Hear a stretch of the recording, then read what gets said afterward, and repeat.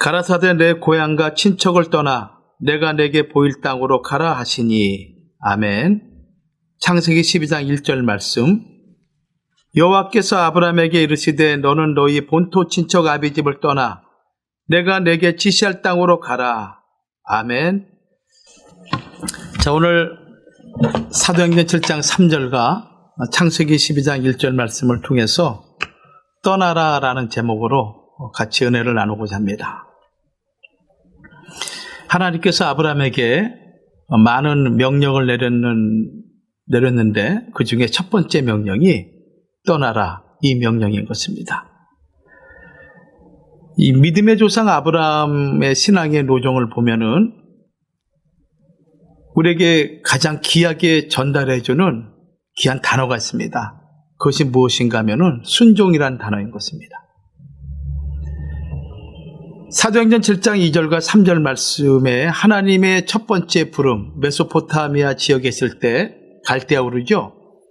여기서 부름을 받고 난 이후 그는 그의 전 일생이 오직 하나님의 약속을 믿고 그 약속 성취를 위한 온전한 순종의 그런 삶이었다 해도 과언이 아닌 것입니다. 그 신앙의 모습을 히브리서 11장 8절은 이렇게 말씀하고 있습니다. 믿음으로 아브라함은 부르심을 받았을 때 순종하여 장래 기업으로 받을 땅에 나갈새 갈 바를 알지 못하고 나갔으며, 이렇게 말씀하고 있습니다. 하나님의 부르심을 받을 때 순종하여 장래 기업으로 받을 땅에 나갈새 갈 바를 알지 못하고 나갔다. 여기 갈 바를 알지 못하면서 순종하여 나가는 것을 볼 때 아브라함은 이 몸의 출발보다 벌써 마음에서부터 순종하는 자세를 가지고 있다라는 그런 의미로 우리에게 말씀하고 있는 것입니다. 언제든지 하나님이 말씀하시면은 순종할 준비가 되어 있다라는 그런 의미인 것이죠. 하나님께서는 아브라함에게 99세에 나타나셔서 나는 전능한 하나님이라 너는 내 앞에서 행하여 완전하라, 이렇게 말씀하셨습니다. 창세기 17장 1절 말씀이죠. 여기 완전하라, 히브리어로 타밈이란 단어죠. 타밈. 창세기 6장 9절에 노아에게 하신 말씀과 같은 단어인 것입니다. 이것은 어떤 행위의 완전 무결함을 의미하고 있는 단어가 아닌 것입니다. 한 가지 일에 변함없이 전심전력을 다해서 온전히 순종하는 것을 가리켜서 타밈, 완전, 그런 의미로 우리에게 말씀하고 있는 것입니다. 히브리 11장 7절 말씀 보면은 노아의 그 온전한 순종, 변함없는 순종, 전심전력을 다한 그 순종이 무엇으로 나타났는가 하면은 노아의 방주를 완성하는 것으로 나타납니다. 히브리 11장 7절에서 믿음으로 노아는 아직 보지 못한 일에 경고하심을 받아 경외함으로 방주를 예비하여 그 집을 구원하였으니 이로 말미암아 세상을 정죄하고 믿음을 쫓는 의의 후사가 되었느니라. 아직 눈에 보이지 않습니다.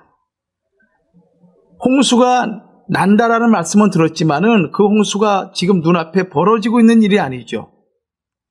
그럼에도 불구하고 그 경고하심을 받아 경외함으로 구원의 방주를 지은 것입니다.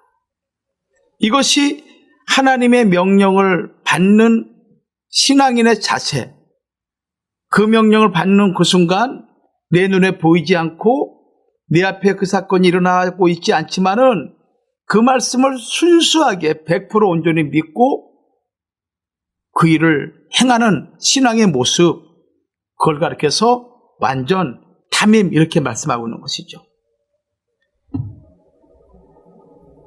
예수님께서도 이 땅에 아버지의 보내심을 받고 난 이후에 그분은 전 인류의 모범이 되기에 충분할 정도로 순종의 본을 보이신 분이 바로 성자 예수님이십니다. 빌립보 2장 8절 말씀 보면은 사람의 모양으로 나타나셨음에 자기를 낮추시고 죽기까지 복종하셨다. 그러니까 예수님의 순종은 다르게 표현하면은 철저한 복종인 것입니다. 아담의 불순종은 죄로 나타났다면은 예수님의 순종은 의로 나타난 것이죠. 그러므로 오늘 우리가 이 땅 살아가면서 말씀을 받은 성도의 기본적인 자세는 하나님 말씀 앞에 어떠한 상황이 할지라도 예라는 그런 순종의 모습을 보여야 된다는 것을 보여주고 있습니다. 그런 면에서 오늘 본문 하나님이 아브라함에게 명령했을 때 아브라함은 그 말씀에 순종하는 걸 통해서 우리에게 가르쳐주는 몇 가지 교훈이 있습니다. 첫 번째 대지는 떠나라는 명령이죠. 떠나라는 명령. 이 떠나라는 명령은 아브라함에게 두 번에 걸쳐 나타납니다. 사도행전 7장 3절 말씀 보면은 갈대아 우르에서 내 고향과 친척을 떠나라 이렇게 말씀하셨고, 또 창세기 12장 1절에는 하란에서 너의 본토 친척 아비 집을 떠나라 이렇게 두 번째 말씀하십니다. 하나님께서 아브라함이 갈대아 우르에 살고 있을 때 고향과 친척을 떠나라고 이렇게 명령을 하신 이유는 하나님은 아브라함이 그의 아버지 데라와 함께 갈대아 우르를 떠나기를 원했던 것입니다. 그렇기 때문에 내 고향과 친척을 떠나라 이렇게 말씀하신 것이죠. 그래서 아브라함은 갈대아 우르를 떠날 때 데라도 같이 떠났다고 창세기 11장 31절은 분명히 말씀하고 있습니다. 아브라함과 데라는 갈대아 우르를 떠나서 곧바로 가나안으로 가지 않고 어디에 머물렀냐면은 하란이라는 중간 지점에 머물게 됩니다.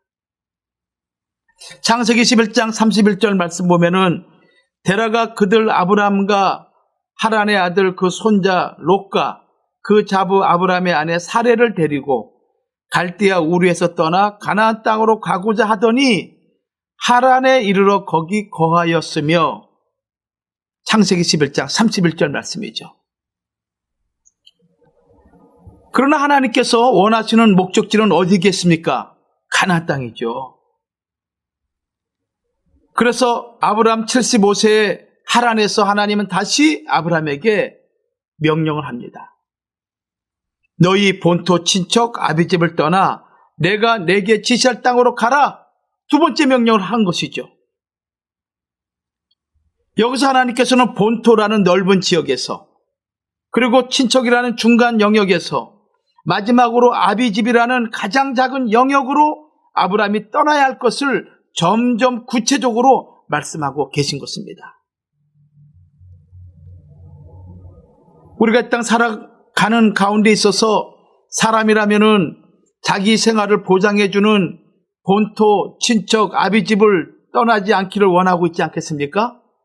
환경이 바뀌고 또 상황이 바뀌는 거 사람들이 원치 않죠. 가능하면 그 환경에서 그런 삶에서 살기를 원하는 것이 사람의 기본적인 이 마음의 정서인 것입니다. 그리고 이 본토, 친척, 아비라는 것은 각 개인의 삶을 지탱해주는 근본적인 토대가 되는 것입니다. 특히 떠나야 하는 범위가 큰 것에서 작은 것으로 점점 좁혀질수록 그것에 대한 집착과 애착은 더욱 강하기 마련인 것입니다. 이런 상황에서 하나님께서 아브라함에게 떠나라 이 명령을 주었을 때 이 명령을 지키기는 결코 쉽지가 않습니다. 여러분들이 살고 있는 지금 각 지역에서 여러분 직장이 있고 가정이 있고 또 모든 사업을 하고 있는 그런 기반이 있는 이곳에서 엉뚱한 곳으로 떠나라, 아니면 저기 남미나 아프리카로 떠나라 이렇게 말씀하시면은 여러분 순종할 자들이 과연 몇 분이나 있겠어요? 또 순종한다 할지라도 마음이 그렇게 편치 않을 거예요. 그런데 아브라함은 이 두 번째 명령, 떠나라 라는 이 두 번째 명령, 이 명령에 온전히 순종하게 됩니다.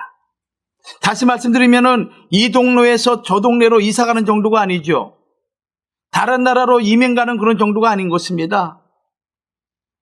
모든 삶에 관련된 것을 완전히 끊어버리고 정리하고 새로운 곳으로 이동하는 것을 지금 말씀하고 있는 거예요.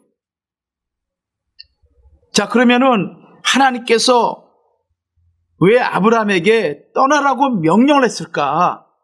그 이유가 있겠죠. 왜 하나님은 갈대아 우르에서 살고 있는 아브라함을 떠나라고 명령했을까? 왜 하란에서 있는 아브라함을 떠나라고 명령을 했을까? 그 첫 번째는 악한 고향에서 빠져나오게 하시기 위함이다. 악한 세상에서 빠져나오게 하기 위한 하나님의 섭리라는 것입니다.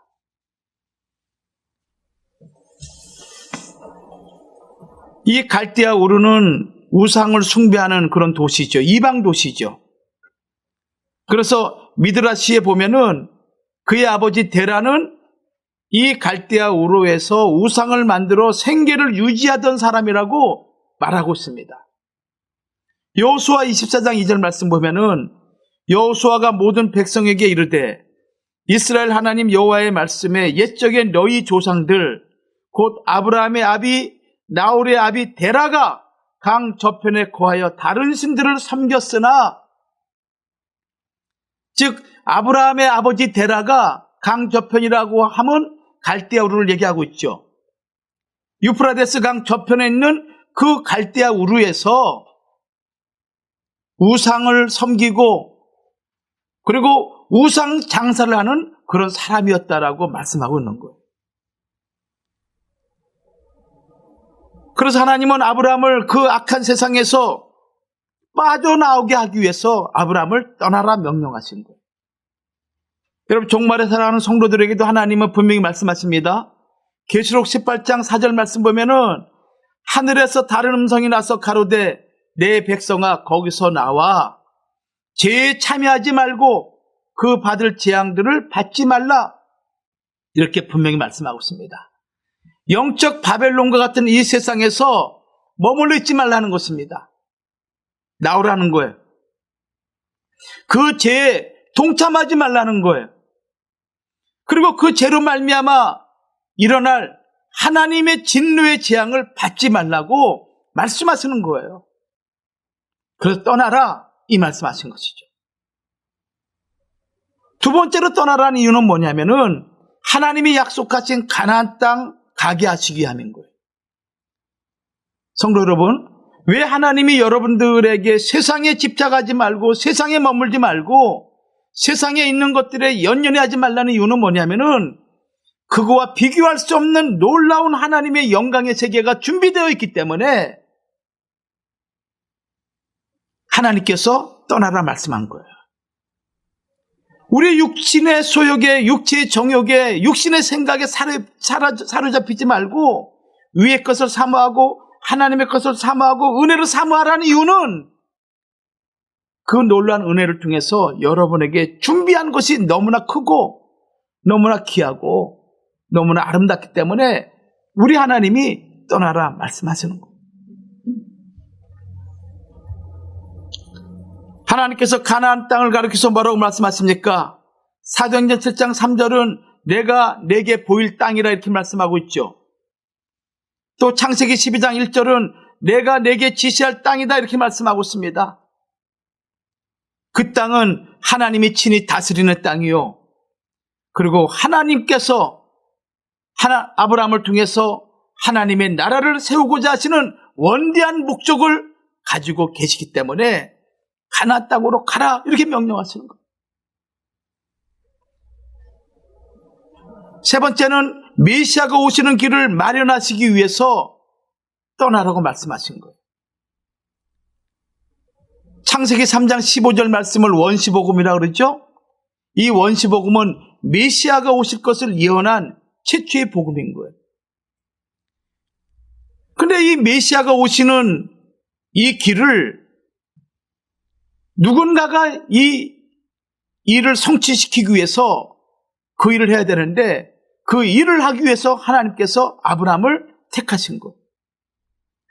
누군가의 후손으로 메시아가 오셔야 되는데 그것을 담당할 믿음의 사람을 택하시는데 그 믿음의 사람이 누군가? 아브라함이라는 거예요. 장차 주님이 재림하시는데 그 재림하시는 주님을 영접할 사람을 택하신 거예요. 그분들이 누군가 하면 여러분들인 거예요. 얼마나 놀라운 하나님의 축복입니까?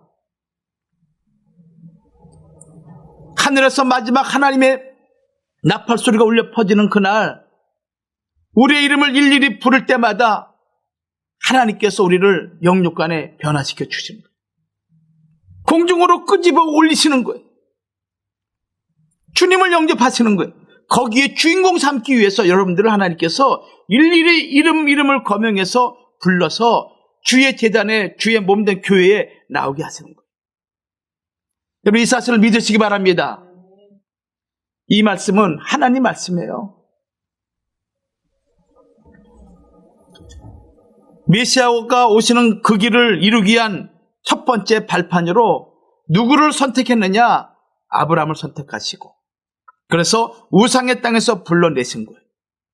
이 말씀을 갈라디아 3장 16절에 이 약속들은 아브라함과 그 자손에게 말씀하신 것인데 여럿을 가리켜 그 자손들이라 하지 아니하시고 오직 하나를 가리켜 내 자손이라 하셨으니 곧 그리스도라, 이렇게 말씀하고 있어요.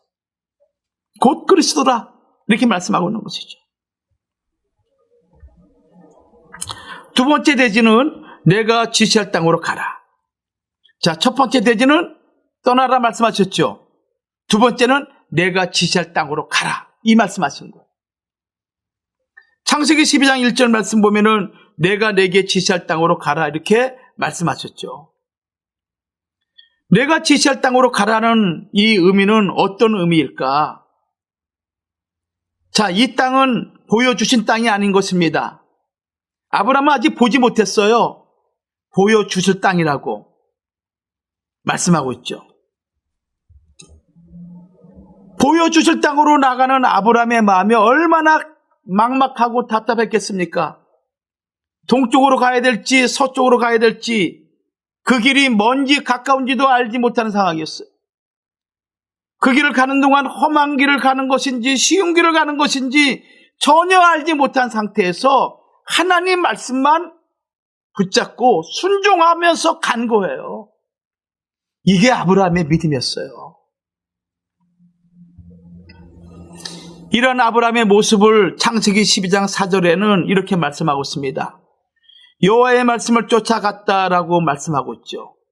여호와의 말씀을 쫓아갔다. 이것은 아브라함이 그 어떠한 것보다도 하나님의 말씀을 최고로 여겼다는 의미인 것입니다. 성도 여러분, 우리가 이 땅 살아가면서 의지할 것, 바라볼 것, 그리고 내 마음을 줄 만한 것들이 얼마나 많이 있습니까? 그러나 그 모든 것들은 말씀과 비교해 볼 때 아무것도 아닌 것입니다. 오직 영원하신 하나님 말씀, 진리의 말씀, 생명의 말씀, 이 하나님 말씀만 붙잡고 그 말씀이 인도하대로 여러분 따라가기만 하면은 반드시 하나님이 여러분들 소원의 항구로 인도해 줄 줄 믿습니다. 그 하나님을 믿고 가라는 거예요. 말씀만 믿고 가라는 거예요. 아브라함은 피곤할 때도 하나님 말씀을 의지했고, 위험이 올 때도 하나님 말씀을 의지했고, 마음이 슬프고 답답하고 괴로울 때도 하나님 말씀만 의지했던 거예요. 그래서 존 칼빈은 이렇게 말합니다.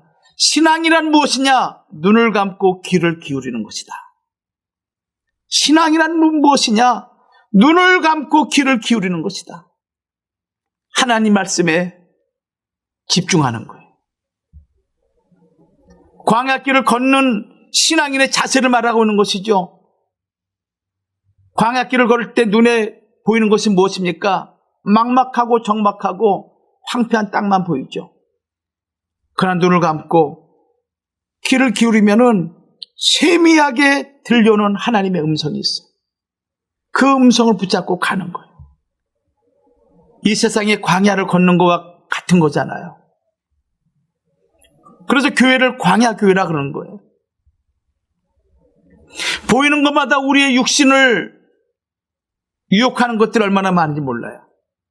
우리의 마음을 슬프게 하는 것들이 얼마나 많은지 몰라요. 우리 마음을 아프게 하고 낙심하고 좌절하고 절망하는 것들이 얼마나 많은지 몰라요. 그런 거에 우리의 눈과 우리의 마음을 주는 순간 우리는 절망하고 좌절하죠. 그러나 눈을 감고 내게 주시는 하나님의 음성을 내가 듣는 그 순간 소망이 생기고 기쁨이 생기고 위로가 생기는 거예요. 그래서 하나님 말씀 듣고 말씀 바라보라는 거예요. 그렇다면 왜 매일매일 지시를 받고 떠나는 생활을 해야 할까요?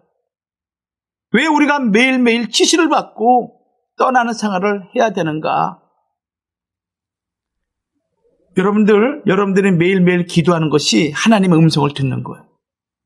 여러분들이 매일매일 말씀을 묵상하는 것이 그 말씀을 통해서 내게 하나님이 지시하는 곳으로 인도하는 과정인 거예요. 첫째는 사람이 계획할지라도 그 걸음을 인도하시는 분은 누구시기 때문에? 하나님이시기 때문에. 하나님이시기 때문에.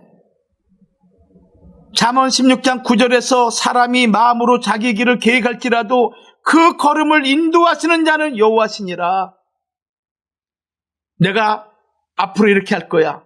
내 미래는 이렇게 이루어질 거야. 나는 이런 가정을 통해서 이런 결과를 갖고 올 거야. 내가 아무리 그런 계획을 세운다 할지라도 그 걸음을 인도하시는 분은 하나님이기 때문에 하나님 말씀 붙잡으라는 거예요. 예레미야 10장 23절에서 여호와여 내가 알거니와 인생의 길이 자기에게 있지 아니하니 걸음을 지도함이 걷는 자에게 있지 아니하니이다. 예레미야 10장 23절이에요. 잠언 20장 24절은 뭐라고 말씀하셨습니까? 사람의 걸음은 여호와께로서 말미암나니 사람이 어찌 자기 길을 알 수 있으랴? 이렇게 말씀하고 있는 거예요. 누구에게 맡겨야겠어요, 여러분들? 하나님에게. 여러분의 인생뿐만 아니라 여러분의 자녀들까지 하나님에게 맡겨야 돼. 그래야만이 선하신 하나님이 우리의 길을 인도해 주시고 끝내는 우리가 믿고 순종한 결과 우리의 말할 수 없는 기쁨과 은혜가 넘치는 형통의 길로 하나님이 인도해 주심을 믿으시기 바랍니다.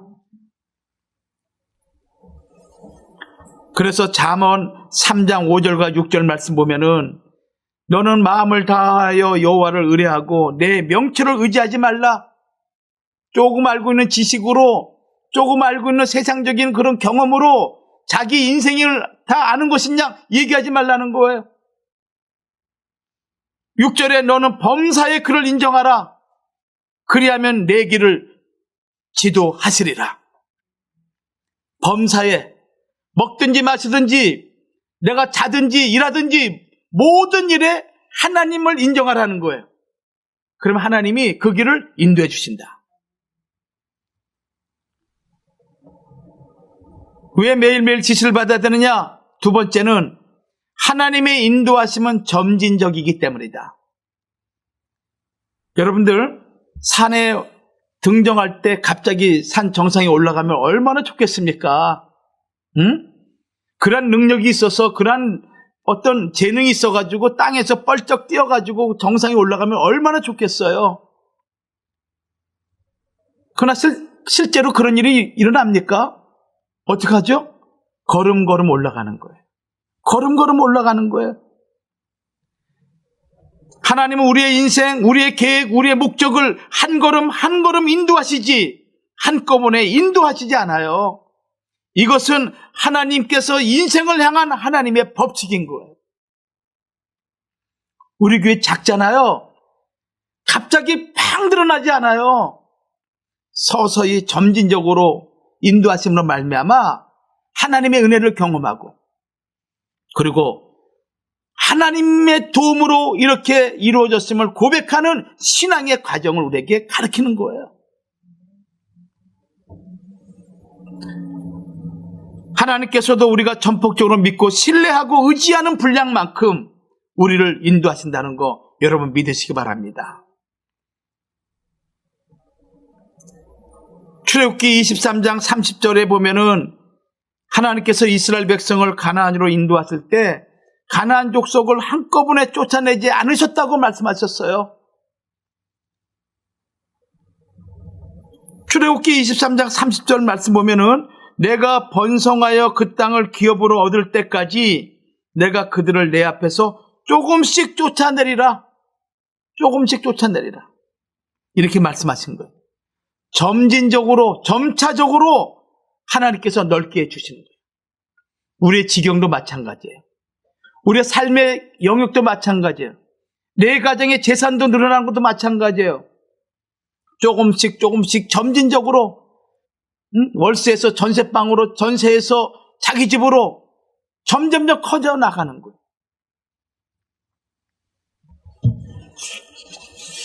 여러분, 장님에게 길을 안내할 때 저 1km 저 너머에 뭐가 있다라고 이렇게 얘기하는 사람 누가 있어요? 뭐라고 얘기합니까? 야, 눈앞에 뭐가 있어? 돌이 있어? 조심해. 계단에 있으니까 조심해. 이렇게 얘기하지. 저 멀리 산이 있어. 조심해. 이런 사람이 누가 있어요? 나를 인도하신 하나님이 우리를 그렇게 인도하시는 거예요. 큰 그림도 보여주시고, 그리고 내 앞에 네가 조심할 건 이거야. 저길 가기 위해서는 이렇게 조심해야 돼. 이렇게 우리에게 구체적으로 조금씩 조금씩 가르쳐주면서 선한 길로 인도해 주시는 거예요. 그 걸음이 오늘 여러분들을 이곳까지 인도하셨음을 믿으시기 바랍니다. 아셨죠? 그러니까 감사인 거예요. 셋째는 이 땅의 모든 인생은 나그네 인생이기 때문에 하나님의 말씀을 매일매일 묵상을 해야 돼요. 나그네 인생, 광야길 걸어가는 이 광야길은 길이 없어요. 순간 잘못하면은 깊은 나락으로 떨어질 수가 있고, 잘못된 길로 가게 되면은 뱀들과 독사들에게 물려서 죽을 수도 있는 거예요.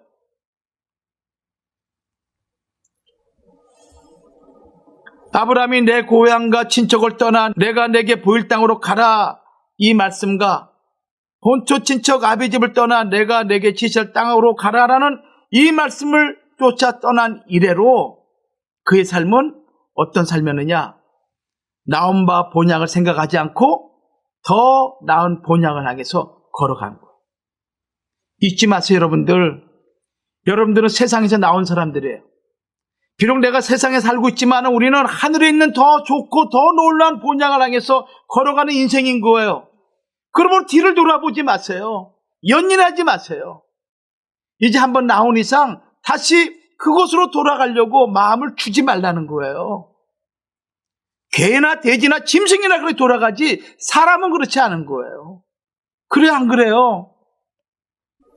비록 우리 인생길 가는 길이 살기 힘들고 어려운 일이 많이 있을 수 있어요. 그러나 분명한 것은 하나님이 더 나은 본향으로 우리를 인도하고 있다는 것을 꼭 믿으시기 바랍니다. 반드시 그렇게 될 거예요. 아니, 그 일이 우리 삶 가운데 성취될 줄 믿습니다. 그걸 믿고 여러분들은 신앙생활 멈추지 말고 하루하루 인생의 노정을 멈추지 말고 끝까지 그 항해를 가시기 바랍니다. 아셨죠? 그래서 참는 자가 왕노릇하는 거예요. 참는 자가. 세 번째 대지입니다. 아브라함이 떠난 세 가지 장소의 의미가 무엇인가? 자, 본토 친척 아비집을 떠나라고 말씀하셨잖아요. 그것은 오늘 우리에게 무엇을 말씀하고 있는가라는 거예요. 아브라함이 떠난 세 가지 장소 의미는 무엇인가? 자, 첫 번째, 본토를 떠나라 이렇게 말씀하셨죠. 여기 본토라는 것은 하란을 얘기하고 있습니다. 하란. 아브라함은 가나안을 향해서 갈대아 우르에서 떠나 중간 지점인 하란에 머물렀습니다. 바벨탑 건축 사건으로 말미암아 신앙의 자유를 찾아가지고 떠난 믿음의 선진들이 그곳에 살고 있었던 그런 지역이었습니다. 그렇지만 그 도시는 어떤 도시냐면은 갈대아 우르에서 달을 신으로 섬기는 그런 도시인 것 같이 이 하란도 달신을 섬기는 본거지였습니다. 하란은 부유한 세상을 상징하죠. 하란은 부유한 세상을 상징해요. 가나안은 하나님의 나라를 상징합니다. 하나님께서 하란을 떠나라는 것은 하나님의 나라로 가라는 하나님의 명령인 것이죠. 근데 문제는 하나님의 나라를 가는 도중에 중간에 있는 도시가 어떤 도시인가 하면 하란인 거예요. 하란. 길목에 있는 도시죠. 이 하란이라는 뜻은 뭐냐면은 황폐한, 메마른 그런 뜻을 가지고 있어요. 하란의 의미는 황폐한, 메마른 그런 뜻을 가지고 있는 거예요. 천국을 향해서 가는 하나님의 백성들이 중간 지점인 하란에 머무는 사람이 너무 많은 거예요. 거기에 머물면 머물수록 어떻게 되냐면은 그의 심령이 황폐되고 메마른다는 의미인 거예요. 이곳에 머물게 되면은 내 인생의 모든 것이 이루어질 것 같은 그런 소망이 있는 것 같아요. 그러나 그 도시는 오래 머물면 머물수록 우리 인생을 어떻게 만듭니까? 황폐하게 만드는 거예요. 메마르게 만드는 거예요. 그러므로 우리는 가나안 땅에 도착할 때까지 예수님만 바라보면서 중간에 부유한 도시인 하란에 있을지라도 거기에 유혹당하지 말고 끝까지 주님만 바라보고 가나안 땅에 들어가야 된다는 거예요. 혹시 여러분들 하란에 머무는 사람 있어요? 몸은 여기 있지만은 내 마음은 지금 엉뚱한 데 가 있는 그런 분 있나요? 그럼 하란이 있는 거지 여러분 마음속에. 두 번째는 친척을 떠나라. 이 친척이라는 것은 한 조상으로부터 태어난 자들을 의미하고 있죠. 옛날 사회는 부족 사회였고 시족 사회였기 때문에 그 친척들이 자기를 보호해주고 삶을 보호해주는 아주 중요한 그런 영역이었습니다.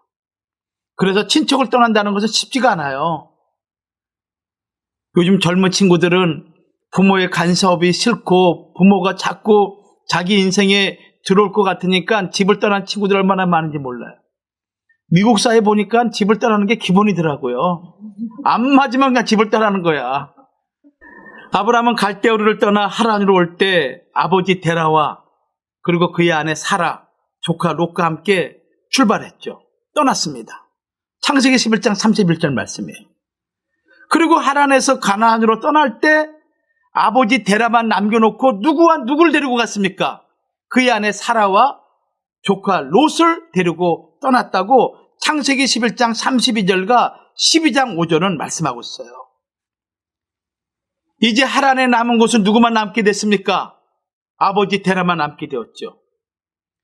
그런데 하나님께서 친척을 떠나라 말씀하신 거 볼 때 이 하란에는 데라 외에도 누가 있었습니까? 아브라함의 친척들이 있었다는 거예요. 이들이 누군가 하면은 아까도 말씀드렸지만은 바벨탑 사건으로 말미암아 신앙의 정교를 지키기 위해서 떠난 경건한 믿음의 선진들이 이곳에 머물러 있었고 그들과 그곳에 있으면서 신앙의 교제를 나눴던 거예요. 세 번째는 아비데라를 떠나라. 아비데라를 떠나라 이렇게 말씀하고 있죠. 아브라함의 아버지 데라는 갈대아 우르를 떠나 하란에 머문 다음에 최종 목적지 가나안으로 가야 되는데 가나안으로 안 갔어요. 이것이 문제인 거예요. 창세기 11장 32절에서 데라는 205세를 행수하고 하란에서 죽었다 이렇게 말씀하고 있죠. 아브라함은 하란에서 떠날 때가 그의 나이 75세였습니다. 아브라함의 나이가 75세일 때 그의 아버지 데라의 나이가 몇 살이었냐면은 145세였어요. 그런데 창세기 11장 32절 말씀 보면은 데라가 205세에 하란에서 죽었다라고 기록하고 있거든요. 그러니까 아브라함이 하란을 떠나 가나안에 왔을 때 오고 난 이후에 60년 동안 데라는 하란에서 혼자 살다가 죽은 거예요. 그런데 여기서 우리는 한 가지 이해가 되지 않은 내용이 사도행전 7장 4절에 기록되어 있어요. 뭐라고 기록되어 있냐면은 아브라함이 갈대아 사람의 땅을 떠나 하란에 거하다가 그 아비가 죽음에 하나님이 그를 거기서 너희 시방 거하는 이 땅으로 옮기섰느니라 이렇게 말씀하고 있죠. 하란에서 60세까지 60년을 더 데라가 살았는데 사도행전 7장 4절은 아브라함이 떠날 때 데라가 죽고 난 이후에 떠났다라고 이렇게 말씀하고 있는 거예요. 그 아비가 죽음에 이렇게 표현하고 있는 것이죠. 여기에 영적인 깊은 비밀이 있어요. 여기 죽음의 이 헬라어인데 아포드네스코라는 단어예요. 아포드네스코. 이거는 일반적인 죽음을 가리키는 단어지만은 상징적으로 영적으로 쓰일 경우가 있어요. 지금 데라는 죽지 않았어요. 실질적으로. 왜? 하란에서 60년 더 살았으니까. 근데 사도행전 7장 4절에 그 아비가 죽음에라는 아포드네스코라는 단어를 쓴 것은 영적인 죽음뿐만 아니라 이것은 고린도전서 15장 31절 말씀 보면은 사도 바울이 나는 날마다 죽노라라는 그런 표현을 해요. 나는 날마다 죽노라 할 때 쓰는 단어가 무엇인가? 아포드네스코예요. 정말 사도 바울이 매일매일 죽는 거예요? 육신적으로? 그게 아니죠. 영적인 죽음, 죄성을 죽이는 마음, 내면의 죄악과 속성을 죽이는 것, 그때 사용하는 단어가 아포드네스코, 나는 날마다 죽노라 이렇게 말씀하고 있는 거예요. 여러분들 중에서 나는 날마다 죽어, 나는 매일매일 죽어 할 때 정말 죽어서 죽는 거예요? 아니잖아요. 내 속성, 악의 속성, 나의 어떤 그 못된 것, 죄성에 젖은 마음, 이걸 죽이는 것을 얘기하고 있는 것이죠. 자, 그렇다면은 사도행전 7장 4절에서 그 아비 데라가 죽음에 떠났다, 이 말은 무슨 얘기겠어요? 아브라함의 마음에서 그의 아버지 데라에 대한 정을 완전히 분리시켰다는 거예요. 하나님의 뜻을 향해서 나가는 아브라함, 그러나 그곳에서 머물러서 계속 있고자 하는 데라, 그 갈등에서 아브라함은 어떻게 했습니까? 부정을 끊어버리고 하나님 말씀을 쫓아간 것을 가리켜서 그 아비가 죽음에 이렇게 표현했다는 거예요. 다시 말씀드린다면 신앙적으로 데라의 그늘에서 완전히 벗어났음을, 독립했음을 우리에게 말씀한 것을 우리는 알 수가 있습니다. 갈라디아 5장 24절 말씀처럼 정과 욕심을 십자가에 못 박고 오직 주님만 바라보고 나가는 거룩한 성도들의 마음의 자세인 거예요. 성도 여러분, 우리에게 아무리 주변에 많은 것들이 있다 할지라도 하나님의 뜻과 반할 경우에는 끊어버려야 되는 거예요. 끊어버리는 거예요. 그래서 예수님도 마태복음 10장 37절에 이렇게 말씀하셨잖아요. 아비나 어미를 나보다 더 사랑하는 자는 내게 합당치 아니하고 아들이나 딸을 나보다 더 사랑하는 자도 내게 합당치 않다라고 분명히 말씀하신 거예요. 이 말씀은 아비와 아내와 자식을 버리라는 의미가 아니라 하나님 제일주의로 살아가라는 거예요. 하나님 제일주의로. 그걸 말씀하고 있는 거예요. 여러분들이 하나님 제일주의로 살아갈 때 하나님께서 여러분 마음에 근심 걱정하는 모든 문제까지 하나님이 해결해 주실 줄 믿습니다. 이게 신앙의 자세인 거예요. 아니, 내 자식을 버려? 내 아내를 버려? 그게 아니죠. 하나님 제일주의로. 결론 맺습니다. 여러분들, 본토 친척 아비집을 떠나라라는 이 말씀은 주님 재림할 때까지 우리에게 그대로 적용되는 말씀이에요. 시대를 떠나서 모든 성도들에게 해당되는 말씀이 본토 친척 아비집을 떠나라, 이 말씀인 거예요. 이거 잊지 마세요. 나를 붙잡고 늘어지고자 하는 그런 본토가 무엇인지, 친척이 누구인지, 아비가 무엇인지 여러분 생각해 보세요. 그래서 더 이상 우리가 지체하지 말고 이제는 하나님의 뜻을 위해서, 말씀을 위해서 영원한 하나님의 구속사에 쓰임받는 거룩한 하나님의 성도가 되기 위해서 내가 끊을 것은 끊고 떠날 것은 떠나는 그런 거룩한 성도가 되기를 주의 이름으로 축원합니다. 데라, 이 데라는 지체하다, 연기하다는 뜻이에요. 지체하다 연기하다. 데라가 내게 있는 이상 나는 지체하고 연기할 수밖에 없는 거예요. 다 끊어버려야 되는 거예요. 에베소서 4장 22절과 24절 말씀처럼 너희는 유혹의 욕심을 따라 썩어져가는 구습을 쫓는 옛사람을 벗어버리고 오직 심령으로 새롭게 되어 하나님을 따라 의와 진리의 거룩함으로 지으심을 받은 새 사람을 입으라. 이 말씀처럼 여러분 전심전력을 다해서 하나님과 동행하며 하나님의 뜻을 위해서 여러분들 조금도 주저하지 마시고 떠나라 할 때 떠나는 믿음의 권속들이 되기를 주의 이름으로 축원합니다.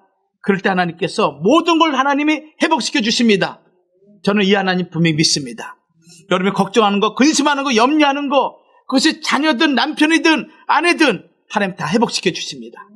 그 하나님 믿고 끝까지 승리하시는 우리 믿음의 권속들 다 되기를 다시 한번 주의 이름으로 축원합니다. 기도하겠습니다. 살아 역사하신 아버지 하나님 은혜를 감사합니다.